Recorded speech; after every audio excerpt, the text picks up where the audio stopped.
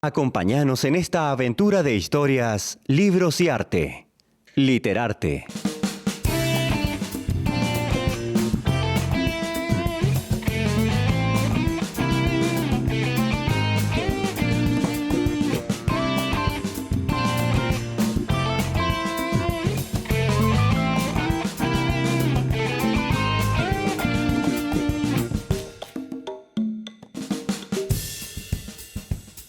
Hola, hola, seguidores de Literarte. Acá estamos en un nuevo programa en este viernes final de semana, viernes lleno de autores, cuentos, historias, pero no estoy sola para hacer el recorrido del día de hoy. También me acompañan Alberto Tricarico. Hola, Alberto, ¿cómo estás? Hola, Mari, ¿cómo estás? Lisandro.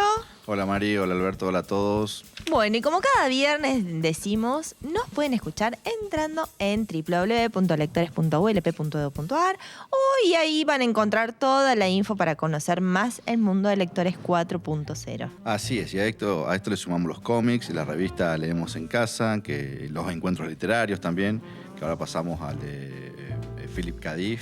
De todo un poco para seguir recorriendo más de la literatura infantil, juvenil y para todo público.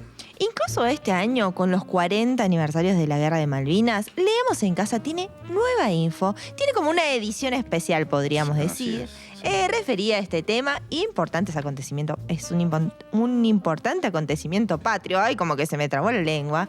La guerra de los 40 millones de argentinos.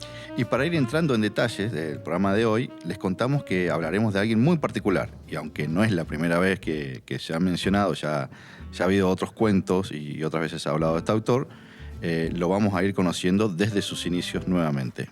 Así es. Hoy hablaremos de Salinger. Así es. Jerome David Salinger. En 1919 arrancó el año aquel 1 de enero con el nacimiento de uno de los grandes escritores de Estados Unidos. Hijo de Salomón Salinger y Mary Shillich. Bueno. Así es. Sí, Shillich. Proveniente de una familia acomodada, ya que su padre era director con Hoffman en Hoffman y Company, empresa que se dedicaba a la importación de carnes y quesos europeos. Salinger tenía una dependencia polaca, lituana, bien metida sobre el Imperio ruso, lo cual tenía en sus inicios del árbol genealógico gran importancia para la llegada a América. Aunque él era nacido aquí, sus abuelos provenían de esas regiones de Europa. Sí, bien dicho, de esas regiones de lo que era la Rusia de antes. Salinger nació el mismo año en que sus padres deciden mudarse a Nueva York. Jerome ya tenía una hermana mayor, Doris, llamada Doris, la cual nació en 1912, o sea, unos más o menos, era 7 años mayor que él. Más allá de que se acercaba la época de la Gran Depresión, allá por 1929, a la familia no le afectó mucho porque estaban muy bien acomodados económicamente. Sí, incluso se mudaron a Manhattan, que ya era como Era lujoso. Lujoso, Manhattan, la Quinta Avenida, la Gran Manzana. Y se fueron a un departamento muy lujoso, muy lindo, donde podía entrar toda la familia.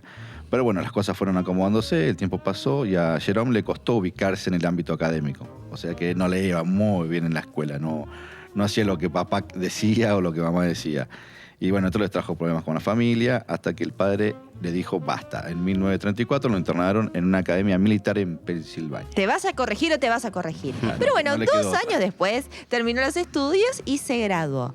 En otoño de ese mismo año se matriculó en la Universidad de Nueva York para estudiar arte y tras un semestre sin demasiado provecho, su padre le ofreció viajar a Europa para aprender idiomas e iniciarse en el negocio de la importación. Claro, eso que contabas de la importación de las carnes y los quesos. Y bueno, tuvo sus idas y vueltas en los estudios hasta que llegó a Europa. Estuvo casi un año ahí en lo que sería Polonia y Austria. El mundo iba cambiando, tengamos en cuenta la época, 1934, y decide después de ese año en Polonia y Austria, decide volver a Estados Unidos. Ya en Estados Unidos se anota para realizar un curso de escritura en la Universidad de Columbia, donde hay un profesor llamado White Burnett, el cual fue maestro en su momento de Tennessee Williams, Norman Mailer y Truman Capote. Escucharme, ¿no? Tennessee Williams, Mailer, Truman Capote. Este señor Burnett fue una influencia fundamental en los inicios de las carreras de Salinger y su relación continuó inclusive en toda su vida. No fue solamente un maestro que tuvo terribles maestros. 6 meses y listo. No, sí, fue maestro de esos alumnos, de Tennessee Williams, Mailer, Capote y Salinger también. Bueno, esta relación, como les decía, continuó y fue como un autor muy reconocido que Salinger nombró. Cada vez que él decía, que le preguntaban a él, de dónde salió su auge por escribir, él nombraba a Burnett. El inicio dentro de la escritura y las publicaciones de Salinger fueron algo complicadas, con problemas casi inesperados. Claro, sí, siguiendo con los consejos de su profesor de escritura, con algunos textos ya en su poder quiso publicar y no tuvo buena repercusión. Más allá de que tenía un buen profesor, él era un buen escritor, pero no era el momento, se ve que supuestamente esto debe pasarle mucho a los escritores cuando van con sus textos y no los toma el diario, la revista, y en aquel momento era muy importante eso. Ahora uno escribe por internet y ya lo puede subir a la web y todo el mundo lo conoce. En aquel momento no, había que llegar a ciertos periódicos. Pero lo bueno es que aún así siguió escribiendo. Sí, siguió escribiendo. Sí. Los diarios que había en aquella época, Salinger siguió escribiendo, y antes de que comience la Segunda Guerra Mundial logró llegar a la lectura de la gente con algunos textos. La idea principal de Salinger era llegar a la revista más famosa de aquel entonces, la cual, cuando logró llegar en 1941, ¿qué pasa? Explota la Segunda Guerra Mundial, y esto a su publicación de textos se lo retrasa, o sea, se lo saca de la New Yorker. Y ahí siguen complicando las publicaciones. ¡Qué cosa! Así Pobre es. Salinger. Sí. Y para esto también andaba de novio con la hija de Mr. O'Neill. ¿O'Neill? El que fue un dramaturgo estadounidense, Sí. premio Nobel de Literatura y unos cuantos premios Pulitzer. Exactamente. El mismo. El mismo. Salinger estuvo noviando un poco con, escuchen, Oana O'Neill, la cual sería luego, de separarse de Salinger, obviamente, la esposa de Chaplin. Ah, mira vos. Sí, así que estamos hablando de un chusmerío local, así. Pero bueno, de aquellos entonces. Estamos hablando de Chaplin, de O'Neill, de Salinger, de la hija de O'Neill. Claro, quiere decir que la hija del ganador del premio Nobel de Literatura en 1936 fue novia de Salinger y luego esposa de Chaplin. Sí, muy bien dicho. Qué mundo, ¿no? Pero bueno, ahora mejor ¿qué les parece si escuchamos un fragmento del cuento que hoy hablaremos con Alberto? Bueno, el corazón de una historia quebrada es el cuento de Salinger, que es uno de los que escribió hacia fines de los 30, principios de los 40 y nunca publicó en libro, sino que salió en alguna revista y se tradujo al castellano mucho tiempo después. Así comienza. Todos los días, Justin Horschland, auxiliar de imprenta con un sueldo de $30 semanales, veía de muy cerca aproximadamente 60 mujeres a las que nunca había visto antes. Así, en los 4 años que llevaba viviendo en Nueva York, Horschland había visto cerca de 75.120 mujeres distintas. De estas 75.120 mujeres, así como 25.000 tenían menos de 30 años de edad y más de 15. De los 25.000, solo 5.000 pasaban entre 47 y 57 kilos. De estas 5.000, solo 1.000 no eran feas. Solo 500 eran razonablemente atractivas. Solo 100 eran realmente atractivas. Solo 25 podrían haber inspirado un largo, despacioso silbido. Y de solo una se enamoró Horschland a primera vista.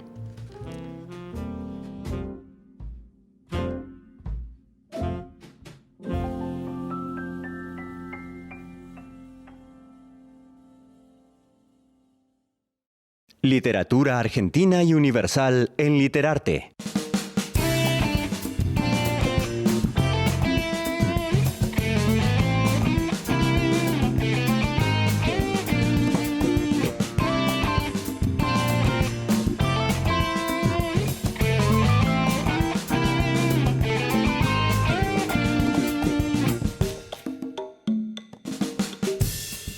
El verdadero poeta no elige los materiales. El material claramente lo elige. Una de las tantas frases del gran Salinger. Bueno, y acá estamos en el segundo bloque de Literarte y hoy estamos con un escritor que apareció anteriormente en algún que otro programa de Literarte, pero siempre es bueno traerlo y refrescar sus cuentos. Sí, y es bueno encontrarse con Salinger, aunque era algo difícil encontrarlo físicamente, en una gran parte de su vida. Salinger ha sido una de las personalidades difíciles de conocer, difícil de enseñar. Los desamores, la guerra, ciertos momentos de su niñez. Tengamos en cuenta que estamos hablando de alguien que estuvo en el desembarco de Normandía, el gran día de la Segunda Guerra Mundial. Y no debe ser fácil y justo. Este año estamos cumpliendo 40 años de la Guerra de Malvinas y no debió ser fácil para nadie. Y para un intelectual, como un neoyorquino que vivía bien, cómodo en su casa, con sus necesidades básicas, llegar el 6 de junio de 1944, ¿no? Sí, este día marcó algo muy importante para todos, para los que estuvieron en la Segunda Guerra Mundial. Este desembarco en el cual participó Salinger debió ser parte de su decisión de apartarse de la sociedad, inclusive.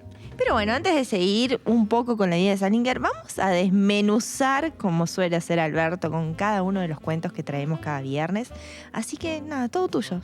Bueno, Salinger es, como bien describieron ustedes, un escritor norteamericano que tuvo todas esas peripecias de niño, joven y el principio de la adultez, la guerra, y son todas cosas que lo marcaron y que se notan hasta en los títulos de los cuentos muchas veces, y que tienen que ver con un fracaso de las esperanzas o de las expectativas humanas en este mundo tan despiadado, digamos. O sea, siempre cuando uno lee la biografía de Salinger y tiene esta referencia a la familia acomodada, importadora, que vivieron en una casa que es la casa que después va a ser la casa de esta familia de ficción, los Glass, que es muy parecida a la casa que vivía Salinger en Nueva York, que una casa cara, que aparte tenían otro departamento y tenían campos y demás. En general él lo veía como una imposibilidad, como algo que era algo exclusivamente material y que cuando atravesó la guerra se dio cuenta que era cartón pintado de alguna manera toda esa materialidad. Y este cuento, puntualmente, es la historia de una historia que no pasó. Claro. Es la fantasía de una persona que se enamora de una chica en un viaje en colectivo que no va a volver a ver nunca más y especula sobre determinadas situaciones en las que podría llegar a ser algún tipo de contacto, sin mucha esperanza de que ese contacto verdaderamente tenga sus frutos, y fantasea las cosas más delirantes hasta que la chica se baja, él se queda en el colectivo y la pierde, digamos. O sea que inclusive él hace este planteo al comienzo del cuento de ustedes esperaban que yo cuente una historia de chico conoce a chica y finalmente no va a pasar esto. Ese fracaso de Justin, el protagonista, es un poco la historia, no sé si de Salinger, porque después podemos hablar un poco más de esta, si tenemos tiempo y lugar, de esta vida que adoptó Salinger más de la segunda mitad de su vida, de apartarse, de hacerse una paz por separado con el mundo, irse al bosque. Pero sí es el fracaso de la vida en la ciudad, digamos. Esa numeración que hace en este fragmento que yo leí, de que somos millones, de que hay millones de posibilidades, pero cuando hay millones no hay ninguna. Uh-huh. Sí, hay una que también la podemos dejar pasar y ya se convierte en ese número más grande. Claro, no, aparte que, digamos, es lógico que uno, o sea, está bien lo que hace Justin. Yo leía este párrafo hoy a la mañana y de vuelta antes de leerlo acá al aire y digamos, está bien que él salga haga la cuenta, Salinger la hace, no la hace el pibe, y parta de 75.000 para llegar a una.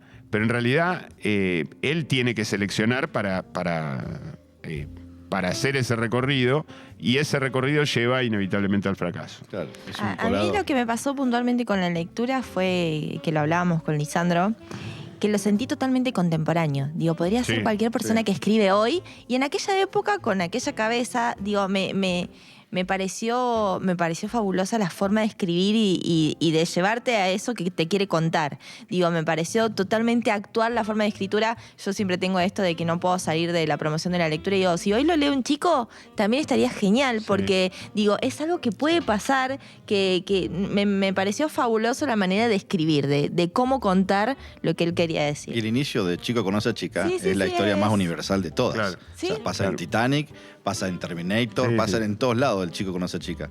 Eso es muy bueno. No, lo que tiene Salinger a propósito de esto que decía Mariela es que es tan sencilla su escritura desde el punto de vista de la claridad que se despoja, inclusive lo han criticado por esto, para mí es uno de los más grandes escritores del siglo XX, en todo sentido, pero lo han criticado por este despojo de la artificialidad de los cuentos que tiene, por ejemplo, Borges, ¿no? Claro. Entonces, lo que hace es que cualquier persona que va a Nueva York hoy y leyó a Salinger se encuentra con la Nueva York que Claro. describe Que Salinger. describe, Claro. claro. Porque no está, digamos, no está el condimento epocal tan descripto, sino que hay un autobús, un hospital imaginario, una persona que se enamora, una chica que tiene una determinada belleza y una determinada clase social, un chico que es un... Es que en sí está muy Y creo construido de que esas eso cosas. también es lo que puede llegar a atrapar más a quien lo lee. Claro, ¿no? pues Porque se es una siente lectura. identificado. No, y es una lectura accesible. Sí, sí, Digo, sí. no está cargada de palabras difíciles o de forma complicada de decir O las metáforas. cosas. No, o claro, metáforas. directo. Digo, tiene un acceso muy fácil y fluido a lo que te quiere contar.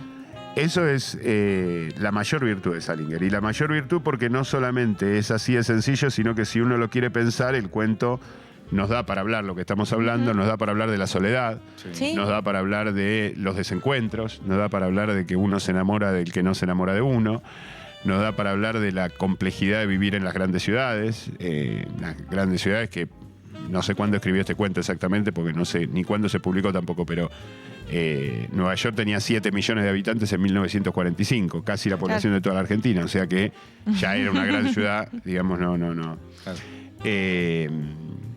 Sí, cómo lo social preestablecido te condiciona, ¿no? Porque se supone que si económicamente estás bien no tenés que tener ninguna falencia y aún así las tiene y le pasan un montón de cosas. Sí, Claro. sí. Es más, yo creo que cierto acomodo, acá está hablando del escritor más que del cuento, cierto acomodo económico, material de su familia lo incomodó a Salinger, digamos, porque, Claro. Sí. porque le dio demasiadas posibilidades y él cuenta que, inclusive en los cuentos, o sea, se trasluce metafóricamente en los relatos, que él cuenta que lo único real que vio fue la guerra, digamos. Todo lo demás era como una especie de pompa de jabón en donde lo tenía la Claro. familia, que lo llevaba de acá para allá y si no te gusta esto te pago lo otro y lo pusieron de pupilo en el coso. De igual forma él lo establece con la persona de la cual se enamora. Ella supuestamente pertenecía a otra clase social Sí. a la que él no podía acceder. Sí, Digamos, él en este lugar se pone del otro lado. Sí, puede Claro. pasarte muchas veces que vos necesites 2 cosas de las 1000 que tenés. Y te dieras cuenta de que necesitas 2 cosas. Entonces que tus padres te den. Sí, pero no es lo que necesito, no es lo que me gusta, no es lo que me sienta cómodo. no, claro. Y acá lo marca muy bien en sus textos, es concreto. Él necesita el autobús, necesita la calle, el cartel, Nueva York, no la magia que hay detrás. La magia la ponemos nosotros. Sí, lo marca totalmente. Y lo que está bueno es esto de cómo él va tejiendo esas historias que podría llegar a entablar con ella. Creo que es algo Claro, sí, que sí. nos pasa a todos Le roba aparte, el porque eso bolso, es fabuloso, sí, ¿no? sí, Digo, sí. ¿cuántas veces nos pasó de decir, obviamente no en esta época, ¿no? Pero cuando uno era adolescente, me está mirando, no me está mirando. Y si me mira voy a decir tal cosa. Y creo que es eso Sí. lo mejor que tiene y cómo te va atrapando. Y Sí, vos, pues una historia y estás interna. convencido de Claro. que lo metieron preso. Claro, sí. Son 5 Ojo minutos que en el nos pasa- colectivo. Nos pasa ahora también. Claro. Que inclusive cuando nos mandan un mensaje de texto con mayúscula que suponemos que nos está gritando, cuando decimos algo y nos miran y quizás no nos escucharon bien, y decimos, me miró mal, lo dije de Porque tal forma. incluso Pasa. hasta el nada de esto pasó de la última hoja. Claro. Uno está Sí. convencido de que lo metieron preso Claro, porque claro. le robó el Porque le bolso. robó el Claro. bolso. Sí. Sí, no, aparte, el hecho de plantearse hasta salirse de la legalidad, escribirse Claro. cartas, imagina las Escribirse cartas, imagina las respuestas. Digamos, hay un mundo de fantasía en un viaje de colectivo de 5 minutos, Claro. 10 minutos, en el que se despliega todo un cuento que no sale de la cabeza de él, en Claro. realidad. Claro. Y Sí, que a sí. nosotros nos llega como real Es que es como una clase de literatura, digamos. La literatura es eso, es creernos esto que está pasando por estos 5 minutos Totalmente. y después darnos cuenta que en verdad no pasó nada, estábamos nosotros sí, leyendo. Incluso, Eso es genial. incluso lo que piensa ella, porque a ver, la primera carta la responde, la segunda no, ya sería muy tonto de mi parte, pero lo está diciendo ella. Sí, contestar claro. esta segunda Sí, carta. lo está pensando él. Obvio, O sea, no, está bien, pero digo, cómo se fue poniendo en cada lugar y Está el para mí pensamiento. No, del y que el hecho de que ella personaje, no el se escritor. enteró, ella, digamos, todo esto pasa hasta la cuestión de la ilegalidad, de ir preso, de las cartas desde la cárcel y todo eso. Ella no se enteró ni siquiera de que él la estaba mirando. Claro. No hay dos protagonistas. Es tremendo. Aunque nos hace creer que hay dos protagonistas, no hay dos protagonistas. Es No, tremendo. no, no, Yo no, creo no que no hay solo. peor soledad que esa en ese sentido. Porque una cosa es que uno, no sé, le guste a alguien y, bueno, se anime o no se anime a hacer algo y después pase y ya está. Pero que quede así como encuadrado en un cuento y que lleve hasta el final esa aventura imaginaria. Y que después se quede con las manos vacías, pero no con las manos vacías porque no conquistó a la chica, con las manos vacías porque no intentó nada de todo, ni siquiera fue preso. Claro. Para... Es como el Genial. cuento del año pasado, no recuerdo el título, ustedes saben que yo soy muy mala para esto, de los hermanos que terminan tirando las llaves de la casa. Ah, la de Casa Tomada de... De Casa Ah, Tomada. sí, Casa sí. Tomada, bueno, Sí. digo, es lo mismo. Es toda una Claro. creación de Claro. lo que. No la tenemos nosotros, no la tiene nadie, pero resulta que capaz que nadie la pedía tampoco. No, sí, en Casa Tomada hay un condimento más fantástico que no se entiende bien qué es lo que está tomando la casa, es como una especie de fantasma, ¿no? Este es un cuento realista. Claro, en para cuanto mí a- habían sido ellos. Para mí ellos eran sus propios fantasmas. Digo, No, sus miedos obviamente, habían sí, pero sido- digo, no, pero el cuento no explica. Acá es un tipo que está en este cuento es lo más desgarrador, es que es realista. Es una persona que Sí, está en un sí, colectivo sí, que sí, existe, sí, es que toma totalmente lo toma realista. la media parada y todo, y que entre las miles de mujeres que ve, elige una. Ese viaje, porque no es que la está mirando de hace 7 viajes y todas las No, mañanas no, se la no, encuentra. ese viaje.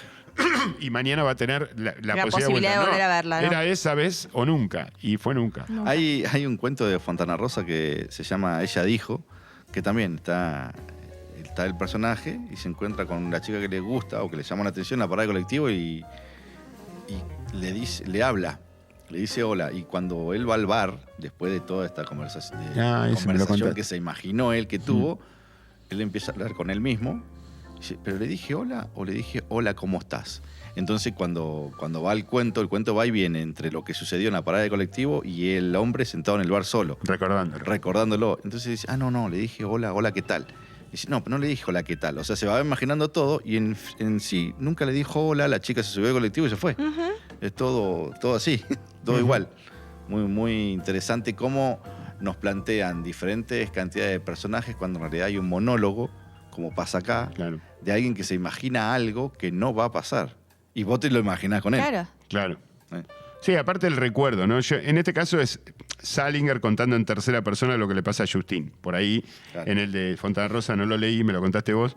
Es él en primera persona, pero ¿cómo ajustamos los recuerdos, no caprichosamente ni tramposamente, cómo los ajustamos sin precisión? Es decir, esto también, este cuento me llama a...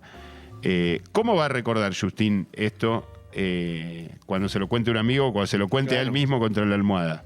Es decir, ¿qué va a seguir los mismos pasos de la realidad o va a haber algo que se va a ir deformando producto de las trampas que nos hace la memoria, digamos? Claro. No. Como Sí, contar una anécdota constantemente. Claro, uno cuenta una anécdota. En general las anécdotas se corrigen y se van puliendo porque uno, la quinta vez que la cuenta, en realidad está repitiendo o está acomodando la cuarta. No está acomodando el hecho real. Entonces, cuanto más veces la contás, más fiel a alguna realidad es y ya después te empezás a repetir. Lo Y ya. que explicaba Pero un- la segunda vez que la contás la anécdota, la contás distinta a la primera. un Y psicólogo seguro... de la memoria, que vos te acordás de lo que vos contaste, no de lo que vos viviste. Claro, y sí. Sí, sobre todo cuando pasan muchos años y cuando lo contaste Claro, muchas veces. Lo contaste muchas veces, sí. eso Sí, está. tal cual. Bueno, ¿qué más? Bueno, yo planteaba acá, me había notado acá el tema de Nueva York como imposibilidad. Hay una tendencia, esto se ve mucho en El Guardián entre el Centeno, la novela de Salinger y una de las novelas del siglo XX para mí. Seguramente después la vas a nombrar vos, Lisandro. Nueva York es un problema, digamos. O sea, Nueva York es un problema porque es lo que nos anuncia como gran ciudad, como anonimato, como personas vueltas números, el futuro de toda la humanidad. En ese momento era Nueva York, digamos. Claro. Ni Londres ni París tenían esa población, esa densidad de población, esa dinámica ciudadana desbordada. Y Que te lo dice, te lo indica, 75.120 mujeres, o sea, claro, en un mes, no sé cuánto. ya te está indicando claro, las todo el cantidades. volumen acá. Claro. Y Nueva York es una imposibilidad para Salinger. Es el lugar que la familia le tocó vivir, es el lugar en donde se desarrolla la mayoría de sus relatos. Es el lugar al que intenta volver y finalmente vuelve al final el personaje Holden Caulfield del Guardián entre el Centeno. Pero que es una trampa, Nueva York es una trampa. Eso me parece muy, muy interesante y muy claro, y nunca levanta la voz y nunca lo dice directamente, sino que lo da a entender Claro. a partir de sobreentiende. repetirse. Claro. Ujú. Bueno. Son todos los recursos salingerianos. Ujú. Claro, la apariencia sencilla, que es lo que hablaban hoy de que la historia no sea una metáfora, y la metáfora la construimos nosotros, no está en el texto. Claro, claro. La completamos. Bueno, y se nos fue pasando el segundo bloque. Sí, bueno, estamos hablando de este gran escritor y mucho sobre lo que él vivió, mucho sobre lo que escribió, pero no por la cantidad, sino por todo lo que esconde. Esto que decíamos, el análisis de Nueva York, de los lugares, de la forma de escribir, de sus personajes, el fuera de campo de sus historias, de sus libros, de todo un poco. Pero bueno, ahora vamos a descansar un poquito y nos vamos a un cortecito y ya volvemos.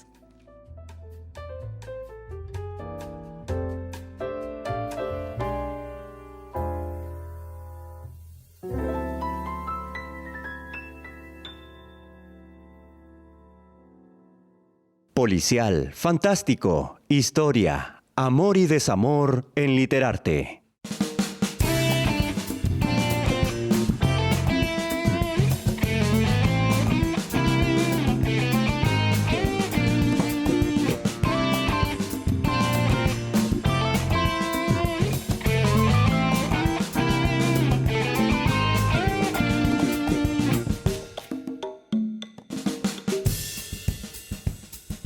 Vivo en el mundo, pero no formo parte de él. Una de sus tantas frases. Y bueno, ya estamos en el último bloque y me quedó sonando esa frase de Salinger porque es así, ¿no? Este gran escritor un día se aisló de todos y así vivió hasta el día de su muerte.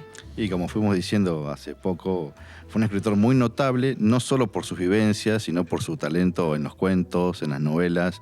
El Guardián entre el Centeno, por ejemplo, el que al principio se llama The Catcher in the Rye, conocida en castellano como El Cazador Oculto. En 1960, acá Mariela se ríe porque ella sabe inglés y yo no. Entonces, No, porque vos el otro programa dijiste, bueno, este es mi inglés. bueno, este es mi inglés, así, The Catcher, y lo voy a repetir, in the Rye, que no sé cómo sería ese Rye. Pero Sí, bueno, así, casi así. Sí. El Cazador Oculto en 1961 y como El Guardián entre el Centeno en 1978. Fue su única novela y a la vez su obra más famosa. Fue publicada en 1951 y se hizo muy popular entre los críticos y jóvenes de la época. Una novela en cierta medida icónica. La historia es narrada en primera persona. Holden Caulfield, un adolescente rebelde, inadaptado, inmaduro, pero de gran perspicacia. Se dice que de la novela que es la única que ha sabido captar lo que es la adolescencia con todas sus contraindicaciones. Bueno, lo que veníamos hablando, ¿no? Anteriormente, que captó lo que es Nueva York, captó lo que fue la guerra, captó un montón de cosas y bueno, pudo captar lo que es la adolescencia, que esto para un adolescente debe ser como la piedra filosofal. O sea, alguien que nos entiende, ¿no? Que nos pasó todo. Bueno, posteriormente Salinger publicó las colecciones de relatos de 9 historias, 9 cuentos, en 1953. Y luego comienza a aparecer esta famosa familia Glass que hemos nombrado junto a Alberto. Sí, los Glass de Salinger. La mayoría de estas publicaciones en la revista New Yorker, anteriormente a sus impresiones en formato de libros, en todos cuentos cortitos que después se fueron uniendo para los libros. Las colecciones de los relatos en las que aparecen los Glass son 9 cuentos, Fanny y Zoe, Levantad Carpintero, La Viga del Tejado. La Viga del Tejado y Sigmund, una introducción, y aparece Happy World 16 en 1924, que este último no publicado en forma de libro ni traducido al español. Es un cuento como este de hoy, que Claro, no está que no está... traducido. si lleguemos a tener algún otro programa de Salinger, vamos a conocer un poco más de la familia Sí, Glass y sus protagonistas, Sí, ¿no? ya los Glass, una familia bien armadita que hizo Salinger en toda su carrera. Y bueno, antes de cerrar el programa de hoy, quería agregar que desde 1967 hasta el 2010, Salinger decidió aislarse, encerrarse. Él decía, los sentimientos de anonimato y oscuridad de un escritor constituyen la segunda propiedad más valiosa que le es concebida. Claro, esto de estar tranquilo era lo que le gustaba. Y así lo hizo durante gran parte de su vida, la mitad de su vida, un poquito más. Bueno, lo que te decía recién en el corte de que más de la mitad de su vida vivió aislado y la otra mitad fue niño, joven y no pudo publicar, que la obra de Salinger es muy corta. Claro. Son 4 libros nada más, excepto todas estas decenas de cuentos que están perdidos que publicaba en el The New Yorker, y que se puede leer fácilmente en una semana o en menos de una semana. Son 4 libros de 150 páginas, que por supuesto recomiendo la novela, El guardián entre el centeno. El cazador oculto es el nombre con el que llegó a la Argentina en los 60 y es mejor, ¿no? El literal es El guardián entre el centeno, pero es mejor El cazador oculto como título. No sé a quién se lo habrá ocurrido, pero fue genial. Y es algo que... Y ahí se puede ver mucho de lo que hablamos hoy y de lo que hablaremos cuando nos toque de vuelta a Salinger y hablemos un poco más de la familia Glass, de esta cuestión del desapego y nos explica inclusive su propia literatura por qué él se termina apartando. Es un poco la idea de la frase que leyó Mariela al principio del bloque, ¿no? Esto de no pertenecer al mundo. ¿Qué es lo que termina haciendo? Se va a vivir al bosque y se va a vivir como se vivía en la Edad de Piedra desde 1967 hasta 2010 y se muere a los 91 años, ¿no? Sí. Un tipo evidentemente sano, con su familia, con su mujer, con sus hijos. Se sabe muy poco y lo que se sabe o lo que se dice que se sabe bastante dudoso de lo que pasaron en esos 50 años. Haciendo trampa para conocer un poquito. Sí. Dice que alguien que lo ha encontrado y ha hecho una entrevista y la ha transcripto y todo. Salinger no la salió a desmentir, pero tampoco la confirmó, porque la idea era no salir. Pero ese futuro, digamos, del Salinger montañés, si queremos, está de alguna manera anunciado en sus cuentos y sobre todo en el mayor de los hermanos Glass, que es Seymour, que está en muchos cuentos y que es como una especie de gurú, de alguien que la tiene clara, que vive en el mundo normal, que maneja auto, vive en Nueva York y es un profesor universitario, pero es una persona que tiene que nos adelanta de alguna manera esas sensaciones de esa vida que Salinger como escritor y como persona y como padre de familia va a terminar viviendo los últimos 50 años de su vida. Así que es muy interesante lo de la familia Glass y lo retomamos en el próximo programa de Salinger. Vamos a hablar de los Glass. Sí. Así que fue real, vivo en el mundo, pero no formo parte de él. Tal cual. Fue así. Así Ese fue su lema, digamos. Sí, lo llevó hasta las últimas consecuencias. Bueno, y ya llegamos al final de este Literarte de hoy y nos despedimos hasta el próximo programa. Bueno, hoy hablamos de Jerome Salinger, pero veremos qué nos depara el destino para los próximos programas de Literarte. Así es. Bueno, amigos, hasta la próxima. Chau. Chau a todos.